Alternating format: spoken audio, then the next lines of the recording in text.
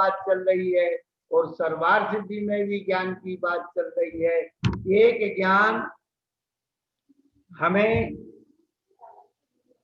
क्या कर रहा है, उन्हें कर्मों को कह रहा है कि ये कर्म तुम्हारा कुछ नहीं कर सकते, और सर्वार्थ सिद्धि का ज्ञान ये बता रहा है कि ज्ञान के द्वारा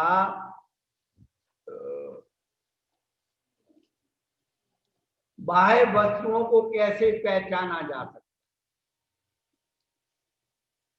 समय सारणी का ज्ञान ये बता रहा है तुम अपने आप को पहचान लो, और सर्वार्थ सिद्धि का ज्ञान ये बता रहा है बाह्य पदार्थों का ज्ञान, चराचर पदार्थों का ज्ञान कैसे होता है। अभी 10 मिनट जब तक ऊपर दर्शन कराओ, बैठ जाओ आराम से।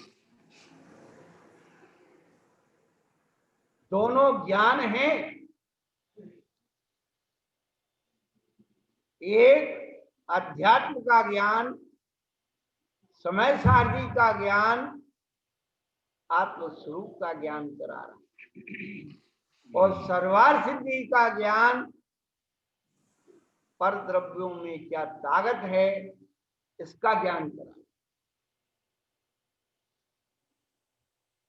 समय सारणी का ज्ञान आत्मा की ताकत को बता रहा, और सर्वार्थ सिद्धि का ज्ञान परद्रव्य की ताकत को बता रहा है।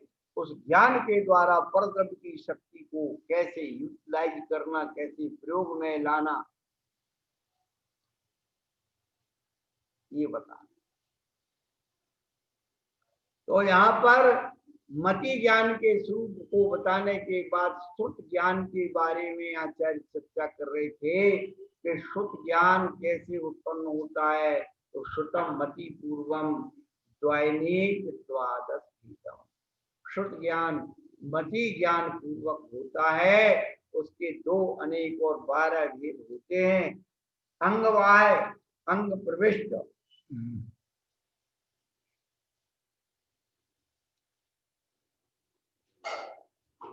अंगवाह के अनेक भेद हैं, अंग प्रविष्ट के 12 भेद हैं। तो अंगवाह में कालिक यानी पढ़ने का समय जिसमें नियत होता है, ऐसे कालिक आदि 10 वैकालिक आदि ग्रंथ हैं, और जो अनेक प्रकार का कालिक है वह पढ़ने का समय अनियत है, उत्तरायण अंगवाह है। इसलिए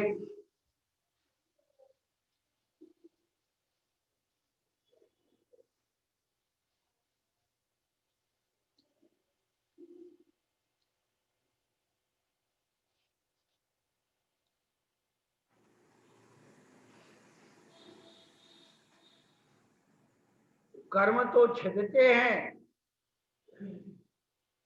कर्म को छेदने के लिए जिन परम पेनी सुबुल छेनी दार अंतर भेदिया वर्णाद रागादि के निज भाव को न्यारा। तो जैसे कुल्हाड़ी जो होती है, कुल्हाड़ी से वृक्ष तो कटता है, लेकिन कुल्हाड़ी को बार बार क्या करना पड़ता है, उसे सांड पर चढ़ाना पड़ता है, उसको केना पड़ता है, उसको नुकीला, उसके फन को नुकीला करना पड़ता है। तो जितनी कुल्हाड़ी नुकीली होगी उतना ही जो है वृक्ष आसानी से कटेगा। उसी प्रकार ज्ञान जितना तेज धार वाला होगा, अज्ञान उतनी तेजी से कटेगा, कर्म बल भी उतनी तेजी से कटेगी।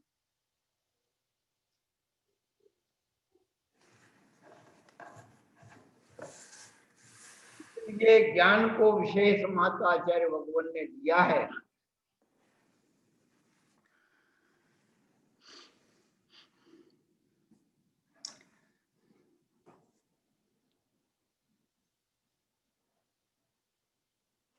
श्रुत शब्दोयम श्रवणोपादाय व्युत्पादितोपि रूढ़िवशात् कश्चित् ज्ञान विशेषे वर्तते। वैसे श्रुत शब्द जो है सुनने अर्थ को मुक्तता से निष्पादित है, तो अभी रूढ़ी से भी उसका बात कोई ज्ञान विशेष है। जैसे कुशल शब्द का व्युत्पत्ति अर्थ कुशा का छेदना है, तो अभी रूढ़ी से अर्थ पर्यायवदात अर्थात विमल या मनो लिया जाता है। कुशल शब्द का अर्थ है कुशा। कुशा एक घास होती है जिसको चाणक्य ने क्या किया था, क्या उसकी जड़ में मट्ठा भर दिया। हाँ, अभी एक बात तो जो हींग भर देते हैं, मट्ठा डाल देते हैं, जड़ सड़ जाती है, वो वृक्ष उगता नहीं है। ऐसे ही कर्म को नष्ट करने के लिए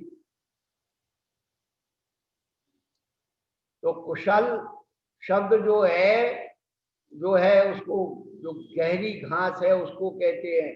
लेकिन कुशल क्या व्यक्ति, चतुर कहो या मनुष्य कहो, अच्छा लगने वाला कहो, ये जो है उस शब्द का रूढ़ी अर्थ तो ये होता है।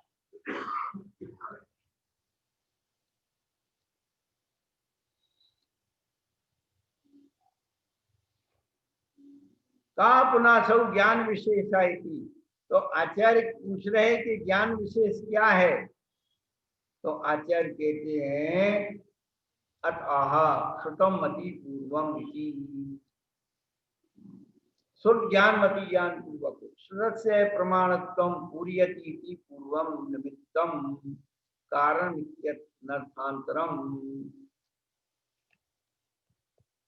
जो श्रुत की प्रमाणता को पूरता है, व्युत्पत्ति के अनुसार पूर्व निमित्त और कारण एकार्थवाची है।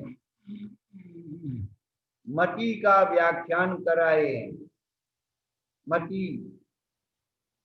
निर्दिष्टा, मति पूर्वमस्य, मति पूर्वम मति कारण इत्यर्था।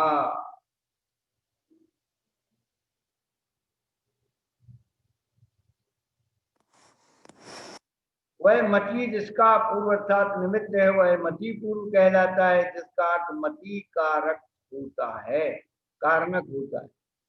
तात्पर्य है कि जो मति ज्ञान से के निमित्त से होता है उसे श्रुत ज्ञान कहते हैं।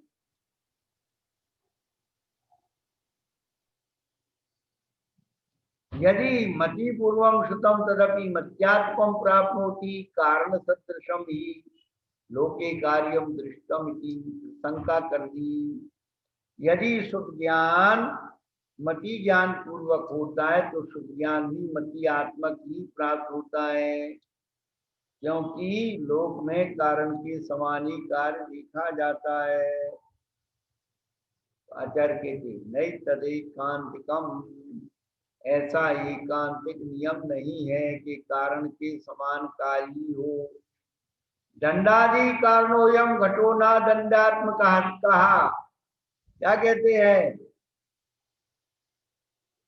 कि कारण के समान कार्य होता है, नियम नहीं है एकांतिक। यदि घट की उत्पत्ति दंडादिक के निमित्त से होती है तो अभी वह दंडादात्मक नहीं होता। कौन? घट।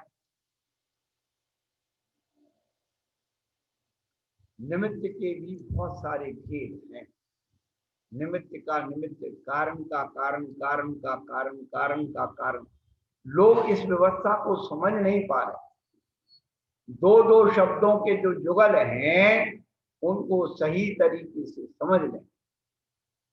निमित्त उपादान, मुख्य गुण, हे उपाधि, कार्य कारण, ये जो शब्द हैं इनकी व्यवस्था को समझ लो तो आगम सिद्धांत न्याय व्याकरण सब समझ में आ जाए। बार बार यही बात कही जाती है कि स्वरूप भेद और स्वामी भेद 100 तालों की एक ही चाबी। कौन सी बात न्याय से कही जा रही है, व्याकरण से कही जा रही है, आगम से कही जा रही है, सिद्धांत से कही जा रही है, व्यवहार से कही जा रही है, निश्चय। ये जो दृष्टिकोण अपने अंदर पैदा कर लेंगे तो कल्याण का मार्ग। और एकांत से पकड़ के बैठ गए तो वह वृक्ष का हो जाएंगे, कुछ मिलेगा नहीं।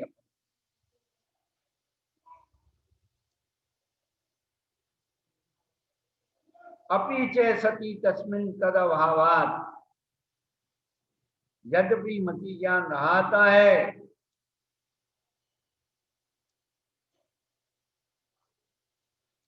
मति ज्ञान के रहते हुए भी शुद्ध ज्ञान नहीं होता। क्या मति ज्ञान रहे और शुद्ध ज्ञान ना रहे, ऐसा भी होता है। अब अगर यह वायु छूट जाए, शुद्ध ज्ञान में जाएगी। इसलिए एक को आदि करके चार ज्ञान तक हो सकते, तो मति ज्ञान भी अकेला हो सकता। दो ज्ञान हो गए तो मति सो, तीन हो गए तो मति सो तब दिया, मति सो तो मना पड़े, चार हो गए तो मति सो तब दिए मना पड़े, चारों ज्ञान का छोड़ सभी था। यहाँ पर ये कह रहे कि मति ज्ञान के रहते हुए भी शुद्ध ज्ञान नहीं होता। यदि मति ज्ञान रहाता है और शुद्ध ज्ञान के बाह्य निमित्त भी रहे आते हैं, तो भी जिसके शुद्ध ज्ञानावरण का प्रबलोदय पाया जाता है उसके शुद्ध ज्ञान नहीं होता। अपने आप सिद्ध हो गया। सत्यपि मति ज्ञाने बाह्य शुद्ध ज्ञान निमित्त सन्निधाने भी प्रबल शुद्ध ज्ञानावरणोदय से शुद्धाभावा क्षुतावर्ण क्षमा प्रकर्षितु क्षति शुद्ध ज्ञानम उत्पद्यते इति मति ज्ञानम निमित्त मात्रम दीपम। किंतु शुद्ध ज्ञानावरण कर्म का प्रत्यक्ष उपशम होने पर ही शुद्ध ज्ञान होता है। इसलिए मति ज्ञान शुद्ध ज्ञान की उत्पत्ति में निमित्त मात्र जानना चाहिए। चलिए भाई, श्रद्धा हो जब दिन वाणी